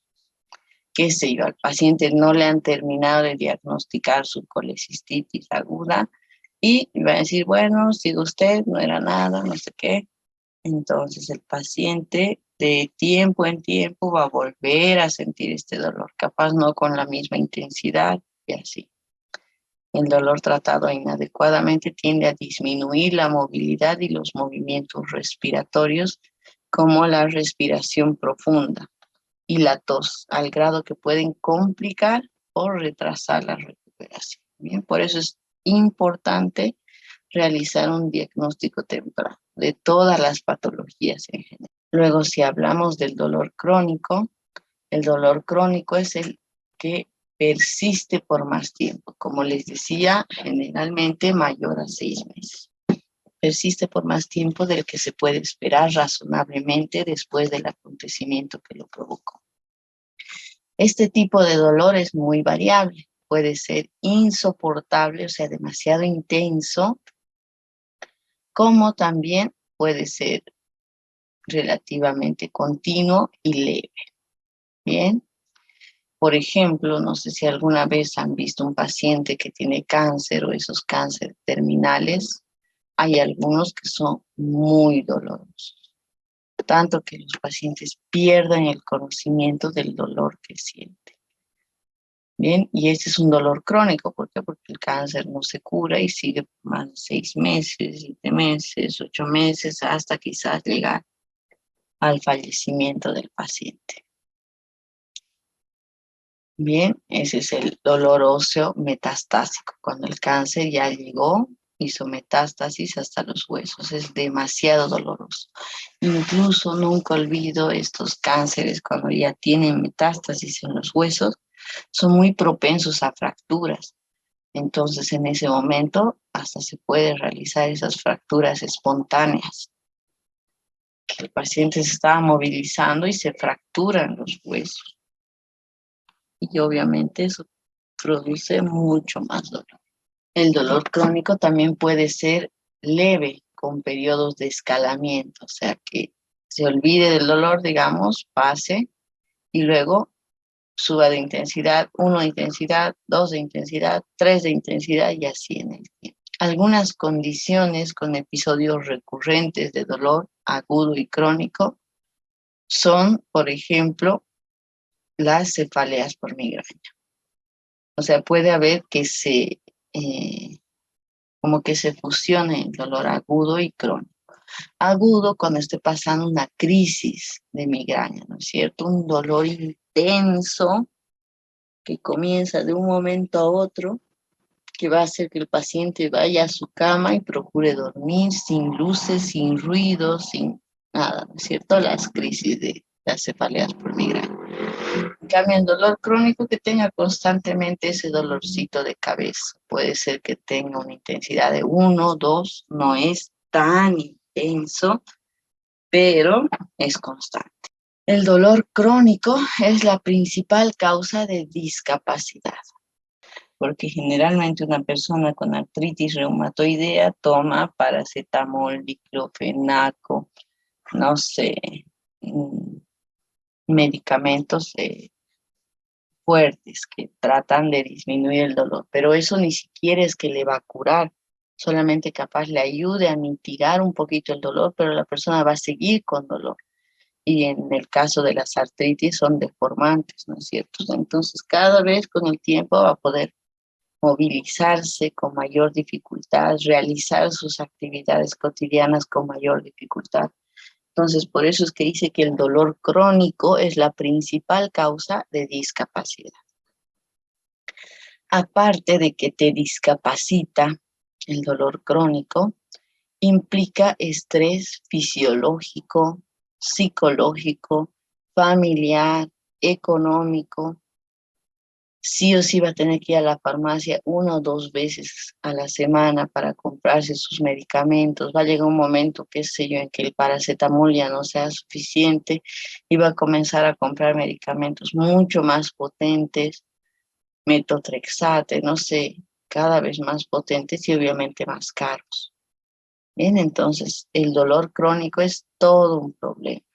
Las influencias psicológicas, ambientales, también participan en el desarrollo de las conductas relacionadas con el dolor crónico. Pero como le digo, es tan común este dolor crónico que cada vez se está viendo mayores, se está abriendo mayores campos para tratar el dolor. Los mecanismos periféricos están involucrados principalmente en los trastornos musculoesqueléticos, viscerales y vasculares. Los mecanismos periféricos centrales están relacionados con una función anómala de las porciones periféricas y centrales del sistema somatosensorial, como los que son el resultado de la pérdida parcial o completa de las vías inhibitorias descendentes. Ya les había dicho, ¿cierto?, la anterior diapositiva, que el dolor viaja por una vía ascendente hasta la corteza cerebral y de ahí tiene que ir a la sustancia gris periacueductal para tratar de disminuir el dolor y mandar una respuesta. ¿No es cierto? Entonces, estas vías inhibitorias descendentes o la estimulación espontánea de las fibras nerviosas regeneradas, el dolor del miembro fantasma y neuralgia postherpética. O sea, existen alteraciones también de estas vías. Bien, si hablamos del dolor del miembro fantasma, eso va a ocurrir en personas que hayan tenido alguna amputación, puede ser del brazo, de la pierna, por cualquier motivo, ¿no? Qué sé yo, accidente, caída, fractura, o la diabetes también es una causa de amputación muy frecuente por esa neuropatía diabética. Entonces, estas personas, después de haber sido amputado ese miembro, aún sienten dolor, o sea, su cuerpo, su corteza somatosensorial discrimina el dolor como si estuviera viniendo de esa parte del cuerpo que le falta. Bien, entonces pueden existir estas alteraciones periférico-centrales. Bien, y la neuralgia postherpética también, que después de que ese virus del herpes haya desaparecido, ya no esté viviendo, ya no esté en concentraciones altas en la médula y todo donde actúa, siga sintiendo dolor. ¿Por qué? Porque aún queda muy irritada toda esa región del cuerpo. Entonces el paciente, a pesar de que ya le hemos dado de alta, todo va a seguir sintiendo dolor a ese nivel, qué sé yo, T12, T1, L1, depende de dónde haya sido la lesión. Los mecanismos del dolor central se relacionan con enfermedad o lesión del sistema nervioso central directamente y se caracterizan por ardor, dolor, hiperalgesia, disestesia y otras sensaciones anómalas. Por ejemplo, lesión directa de la médula espinal. Aquí estamos hablando de mecanismos periféricos, nervios que no tienen, o sea, que se van a relacionar con la médula, pero a los nervios de hacia afuera, digamos, de las extremidades, de los dedos, ¿bien? En cambio, el mecanismo del dolor central va a tener que ver directamente con lesión del sistema nervioso central, o sea, con las neuronas que se encuentran dentro de la médula, ¿bien? En el caso de la lesión directa contra las neuronas de la médula, puede ser la lesión medular, interrupción quirúrgica de las vías del dolor, que eso a veces es un mecanismo usado, bien, que puede interrumpir quirúrgicamente las vías del dolor, cortar las neuronas ascendentes, cosa de que el paciente ya no sienta más dolor, bien, en caso de esclerosis múltiple. Entonces, como les digo, para el dolor crónico, sobre todo, hay muchas técnicas que se están desarrollando. Hay una especialidad misma en medicina del dolor. Dolor somático y cutáneo profundo. El dolor también se puede clasificar según su localización. El dolor cutáneo surge de las estructuras superficiales. Es un dolor agudo con una cualidad ardorosa, con la sensación de ardor, que puede ser abrupto, o sea, iniciar de un momento a otro, o tener inicio lento, muy despacito. Se puede localizar exactamente. O sea, podemos saber sin mirar, digamos, de dónde está viniendo el dolor exactamente. Y se puede distribuir también a lo largo de los dermatomas. ¿Se acuerdan, no es cierto? Los dermatomas, que son aquellas regiones del cuerpo que están inervadas por por un mismo nervio que va a llegar hacia la médula. Entonces, si digamos el dolor está en la punta del dermatoma, todo el dermatoma va a sentir ese dolor. ¿Ok? Esto es lo que ocurre en los infartos, como el nervio, digamos, que va a inervar al corazón, tiene mucho que ver con el vago. Entonces, todo aquello que inerva el vago, ustedes saben que es muy amplia su inervación, va a sentir dolor. Eso puede ocurrir en los pacientes que se están infartando por una superposición de la distribución de las fibras nerviosas entre los dermatomas. Los límites del dolor por lo general no son tan claros como indican los diagramas de los dermatomas. El dolor somático profundo se origina en las estructuras corporales profundas. Es más difuso que el dolor cutáneo, va a tener, o sea, menos, por ejemplo, como les decía, de la colecistitis. Va a doler el abdomen en general, no vas a saber si te está doliendo en el hipogastrio, en el hipocondrio derecho o en el hipocondrio izquierdo, porque en realidad le puede doler todo el abdomen. Puede ser, hay algunas colecistitis que son así. Entonces, el diagnóstico es más difícil. ¿Por qué? Porque si te duele todo el abdomen, puede ser apéndice, puede ser vesícula, puede ser el estómago, puede ser el páncreas, puede ser los riñones, qué sé yo. Entonces, cuando el dolor es difuso, somático, profundo, es un poquito difícil, se complica un poquito más el diagnóstico. ¿Ok? Varios estímulos, como una presión fuerte sobre el hueso, isquemia muscular, daño tisular, pueden provocar lo que es el dolor somático profundo. Un ejemplo de esto es el dolor que presenta una persona por un esguince de tobillo. El dolor en el sitio original de la lesión se puede irradiar hacia toda la extremidad, entonces no vas a saber exactamente cuál de los ligamentos es el que te está doliendo. ¿Por qué? Porque en realidad te va a doler todo el tobillo. Bien, entonces el dolor somático profundo es un poquito más difícil de localizar. En cambio, el dolor cutáneo, como está distribuido por los dermatomas, a veces es un poquito más fácil de diagnosticar de dónde viene.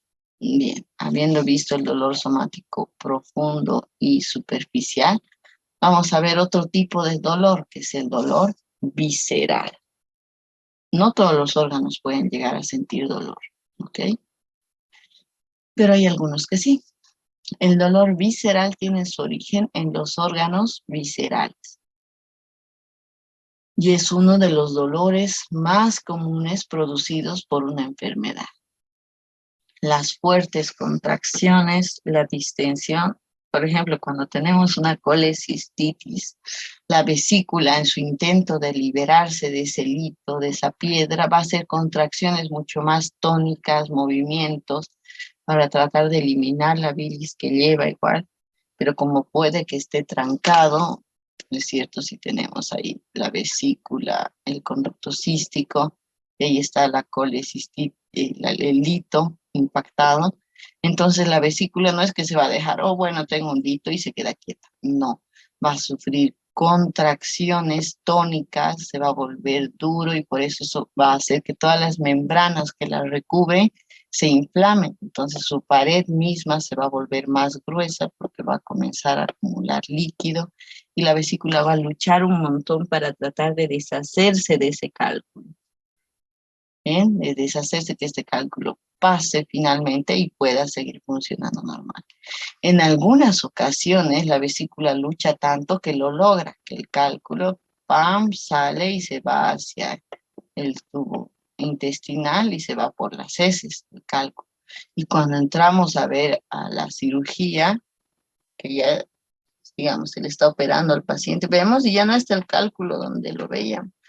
Pero igual como sabemos que tiene otros cálculos en la vesícula, se tendría que extirpar la vesícula, porque no vamos a esperar que venga otro cálculo y se impacte, ¿no es cierto? Entonces, en ese caso, se tiene que sacar la vesícula.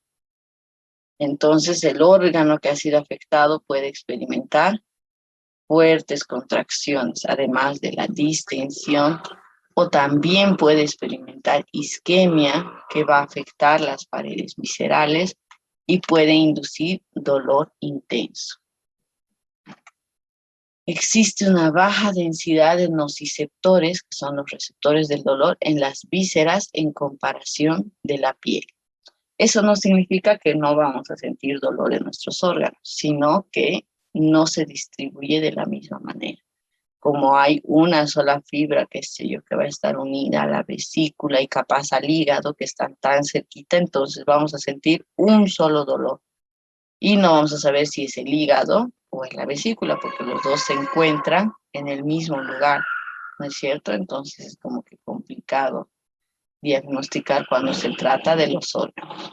Pero por eso se llaman esas enfermedades, como por ejemplo el abdomen agudo, que le ponen ese título y entran a quirófano directamente.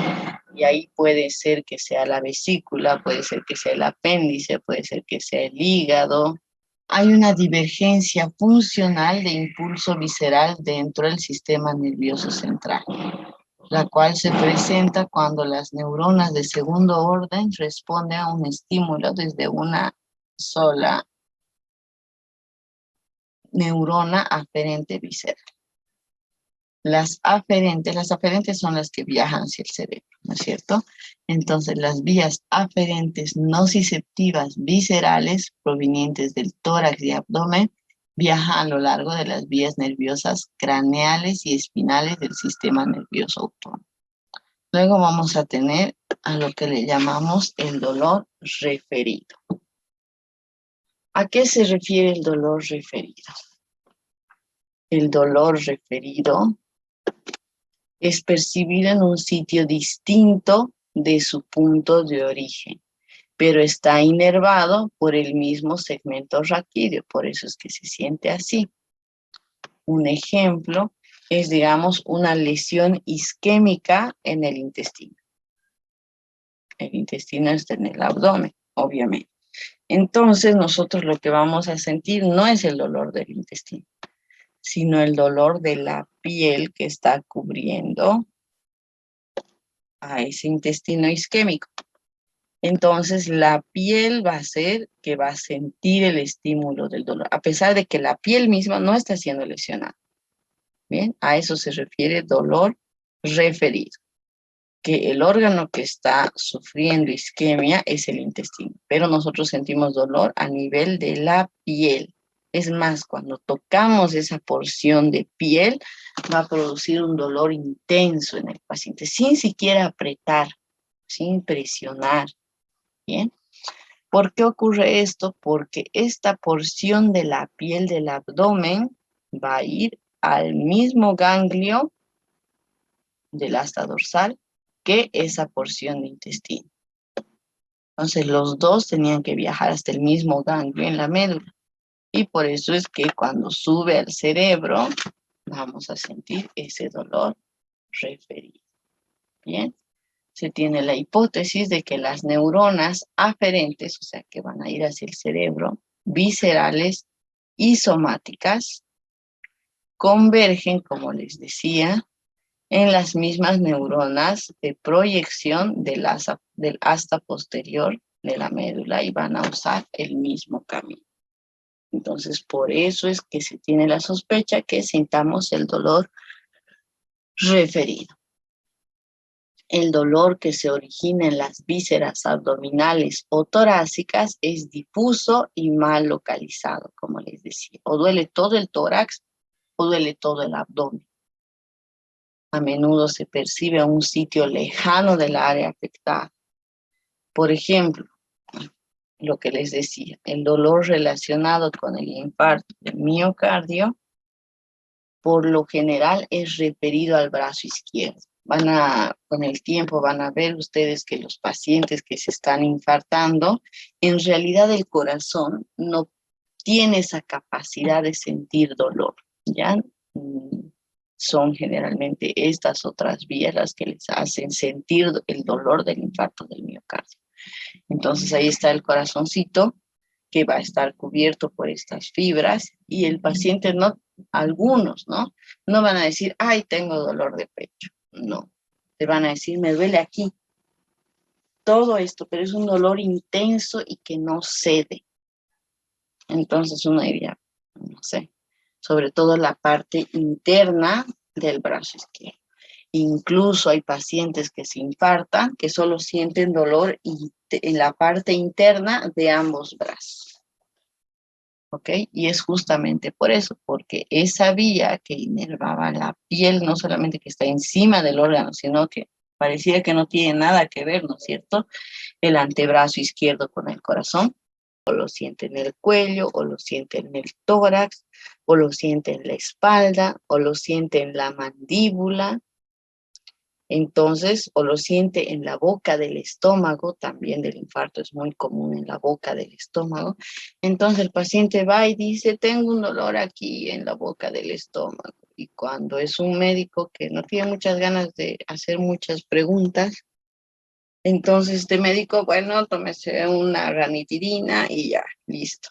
Chao, vaya a su control cosmético. Se va al paciente, ¿por qué? Porque solo sentí un dolor en el epigastrio. Va a su casa, sigue comiendo, hacían sus cosas y ¡pam! Directamente se muere. ¿Por qué? Porque se estaba infartando. Entonces, cada vez que escuchen de dolores así, se tiene que hacerle más preguntas al paciente, características, que si vomita, que si come, que si no come, que si tiene náuseas, que si no tiene náuseas, que con qué está relacionado, solo cuando está sentado y cuando está durmiendo y así. ¿Bien? Entonces, es muy importante hacer la anamnesis en estos pacientes para no dejarnos engañar con estos dolores referidos. Los sitios del dolor referido también se van a determinar embriológicamente con el desarrollo de estructuras viscerales y somáticas. Ustedes saben que algunos órganos de nuestro cuerpo tienen el mismo origen embriológico. Entonces, como tienen el mismo origen embriológico, comparten vías viscerales y somáticas.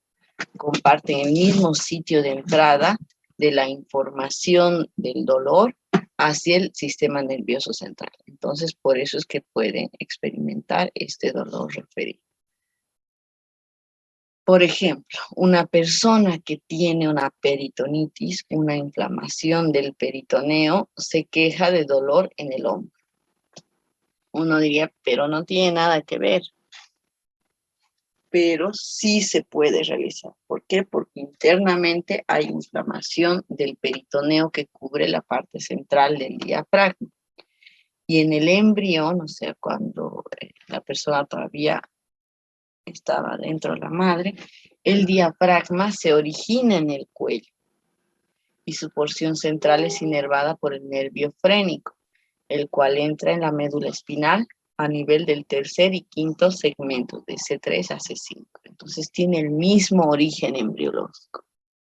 Entonces, por lo tanto, las fibras que entran en la médula espinal de C3 a C5 llevan información del área cervical, o sea, del cuello. Las fibras que entran a C3 a C5 llevan información del cuello y también del diafragma. Entonces el dolor diafragmático se interpreta en el cerebro como originado en el área del hombro o del cuello. Bien, del hombro, del cuello. Entonces esto va a llevar a confundirnos en el diagnóstico, ¿no es cierto? Van a decir, pero si mi paciente venía con dolor en el hombro, ¿cómo es que tiene peritonitis?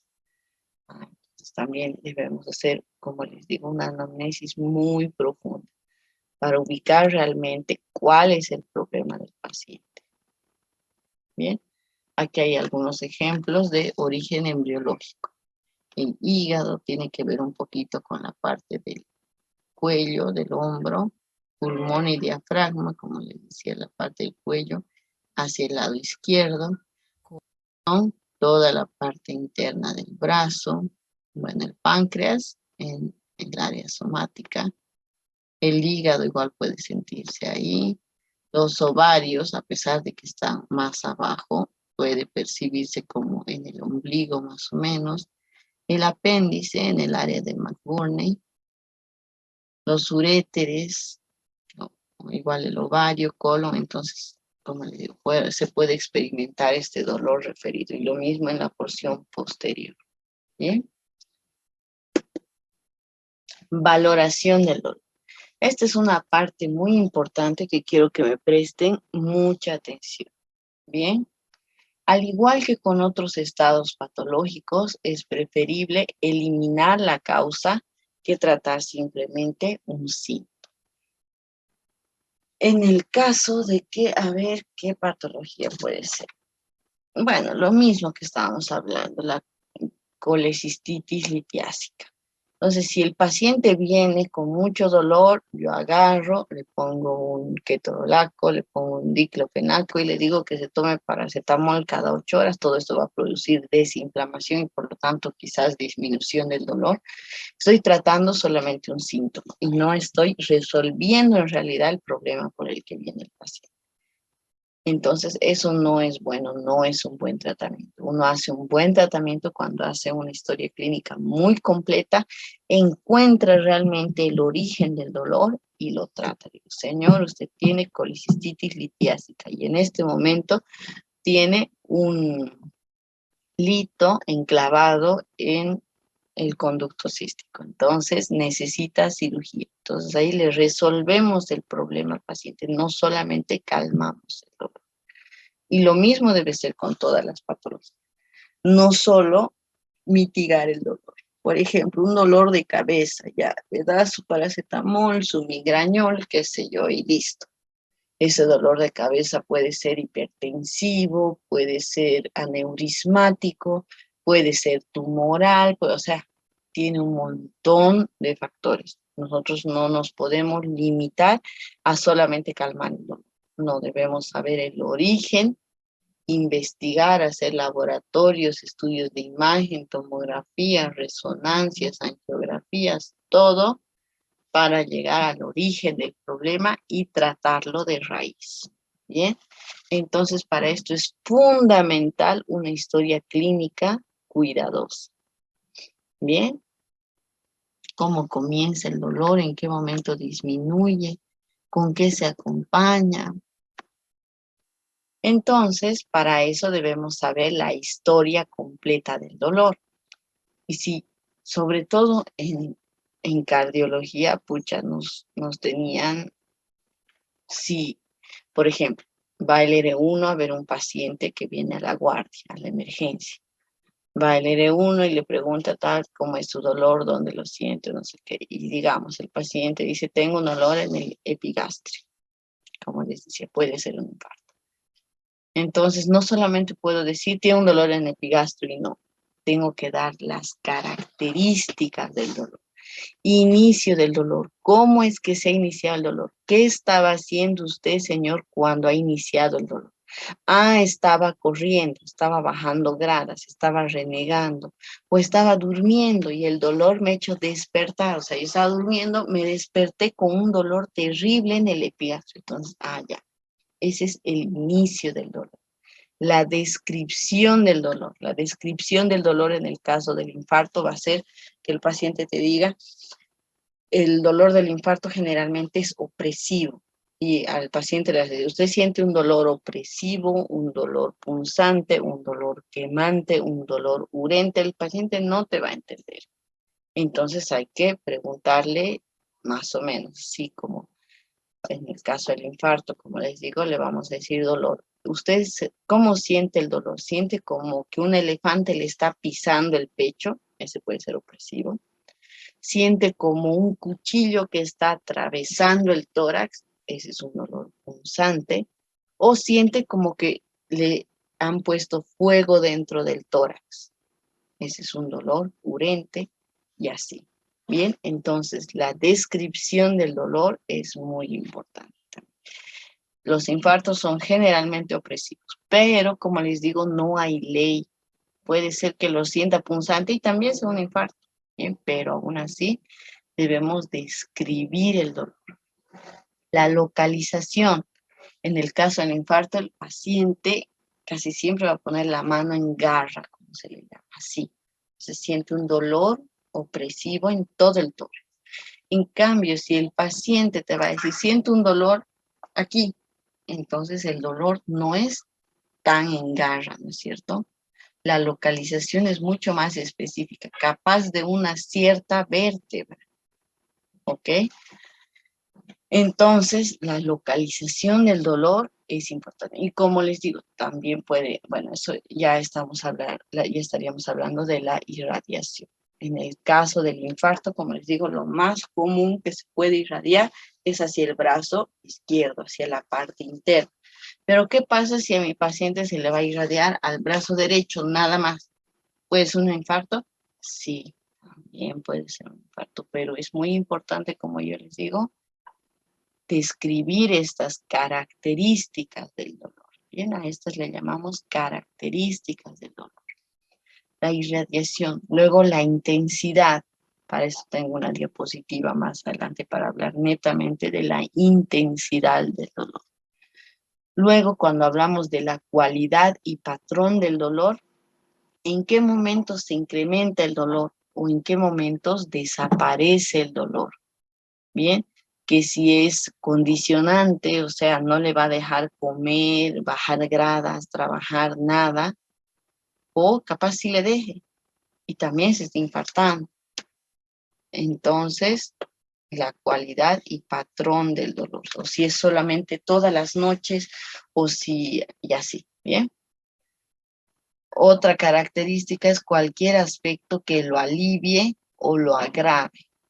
En el caso del infarto, si ya comenzó el infarto, generalmente no se va a aliviar, ya, generalmente. Y tiene ahí le falta la duración.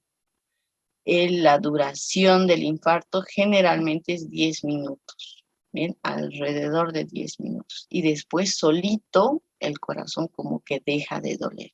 Y esto no significa que se ha dejado de tapar la arteria, no. Significa que esa zona que se estaba infartando ya se terminó de infartar y se está muriendo y por lo tanto ya no puede mandar sensación de dolor, ¿ok? Entonces el paciente capaz lo puede relacionar con que él se ha tomado una aspirina y la aspirina le ha curado. A veces pasa mucho esto. El paciente está ahí con el dolor de pecho y como ha escuchado que la aspirina es buena para el dolor de pecho, nos agarra 2 aspirinas y se las toma. ¿No es cierto? Entonces esto no, según él te va a decir, se alivia, me curo cuando tomas aspirina. Entonces cuando se vuelve a infartar, ¿qué va a hacer? Lo primero va a agarrar 2 aspirinas y se las va a tragar. Bien, entonces estos son las características del dolor. Aspectos que lo alivien o lo agraven. La reacción personal del paciente ante el dolor. La reacción personal del paciente se va a referir a que si el paciente va a poder seguir haciendo su actividad diaria o va a tener que detener todo. Esa es la reacción personal del paciente. Y respecto de los infartos es muy variable. Puede ser que el paciente hasta pierda el conocimiento del dolor que ha sentido, bueno, también de la irrigación cardíaca, o pueda seguir diciendo que si yo estaba manejando bicicleta y ha sentido, eso una vez nos ha pasado. El paciente estaba manejando bicicleta y sintió el dolor, pero dijo, bueno, no es tan intenso, me deja hacer mis cosas, entonces voy a seguir manejando la bicicleta. Y estaba yendo hacia su casa. Cuando se da cuenta que el dolor no pasaba, ya iba más de 10 minutos y no pasaba. Entonces, iré a una guardia de cardiología, llega a la guardia, deja su bicicleta, se pone en la camilla y el infarto, así en el electro, más evidente que, no sé, de aquí a la China, digamos. Entonces, respecto al infarto es muy variable, ¿bien? Y respecto a otras patologías también, como les digo, de la colicistitis, de la apendicitis, de, no sé. En cambio, otros como, por ejemplo, un dolor de muela es mucho más fácil, pero lo mismo, todas las patologías tienen estas características del dolor. Inicio, descripción, localización. Entonces, como les decía, al menos en cardiología, nos pedían los R1 realizar todas estas descripciones que el paciente tiene de su dolor. Todas. Si no tenías todas, tenías que volver a bajar a la guardia y preguntarle nuevamente al paciente. Bien, entonces, en algunas especialidades es muy importante todas estas características. Bueno, en realidad en todas, eso nos va a ayudar a hacer un mejor diagnóstico de las patologías, sabiendo todas las características del dolor. Bien. Entonces les decía que tengo una diapositiva exclusivamente para ver la intensidad del dolor. Como habíamos visto en la primera parte, la intensidad del dolor es muy variable según a lo que pueda sentir el paciente. Por ejemplo, para un paciente, una inyección de una vacuna intramuscular puede ser muy dolorosa, muy intensa, y para otro puede tener una intensidad muy leve. Esto tiene mucho que ver con el sistema límbico y todos los factores que ya hemos hablado. Bien, pero para saber cuánto le está doliendo al paciente, existe la escala del dolor, que es la que les estoy mostrando. Entre ellos, para ver, como les digo, principalmente esta escala es para valorar la intensidad del dolor.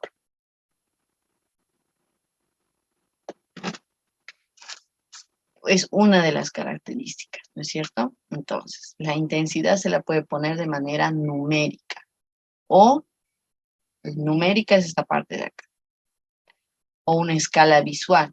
En algunas emergencias tienen esta imagen y le muestran y ahí el paciente va a mirar si está bien, o sea, si tiene dolor o bueno, no tiene dolor, pero tiene alguna patología. Si el dolor es suave, si es moderado, si es severo, si es muy severo, o si es el máximo dolor posible, digamos, que él pueda aguantar. Casi todos los cuestionarios del dolor valoran un solo aspecto del dolor como la intensidad, pero ustedes han visto que tiene varios aspectos, ¿bien? Que quiero que los interpreten bien. Respecto de la intensidad, 0 representa ausencia del dolor, no tiene dolor.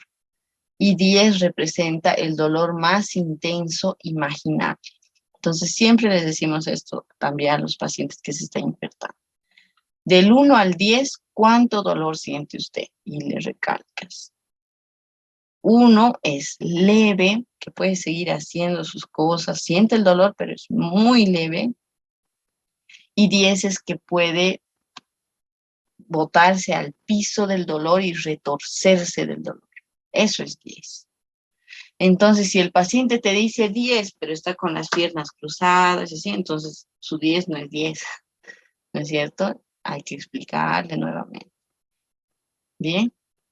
¿Qué más? También se utiliza la escala visual analógica, que es esta que les digo, una línea recta a medida de 10 centímetros con una descripción escrita con las caritas. Entonces, se puede usar las caritas como la intensidad o finalmente los números. Si no tienes la reglita con las caritas, se puede usar los números. Los números es algo muy, muy fácil de entender, digamos, ¿no? Pero a veces el paciente, por la intensidad y la molestia, sobre todo en aquellos pacientes que tienen dolor crónico, ni te van a querer responder, te van a decir, póngame un analgésico de una vez. Pero para nosotros es muy importante saber si ese dolor tiene 10 de intensidad o tiene 1 de intensidad.